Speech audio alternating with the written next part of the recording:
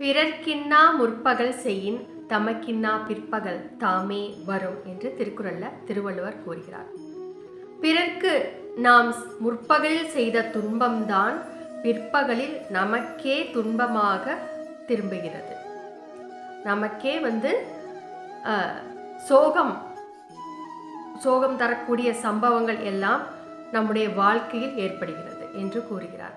நாம் செல்லும் வழியில் பழச்செடியும் இருக்கிறது, விஷச்செடியும் இருக்கிறது.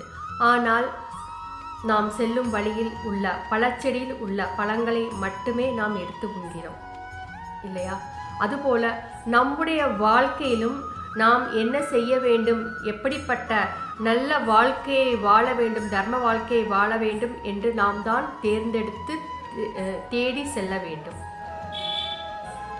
அப்படி நாம் தேடாமலேயே நமக்கு கிடைக்கிறது பகவத்கீதை தான் ஆகும். பகவத்கீதையை தவிர வாழ்க்கையில் நல்ல நெறியை தரக்கூடிய விஷயம் வேற எதுவுமே கிடையாதுங்க. இன்னொரு குறள்ல என்ன கூறுகிறார் என்றால், ஒருமை கண் தான் கற்ற கல்வி ஒருவருக்கு எளிமையும் ஏமாப்பு உடைத்து என்று கூறுகிறார். நாம் ஒரு பிறவியில் கற்ற கல்வியானது நமக்கு 7 பிறவிக்கும் தொடர்ந்து நன்மையை செய்யும் என்று கூறுகிறார். அப்படி தொடர்ந்து நமக்கு நன்மையை தரக்கூடிய விஷயம் என்ன என்றால் கண்டிப்பாக பகவத்கீதை தான்.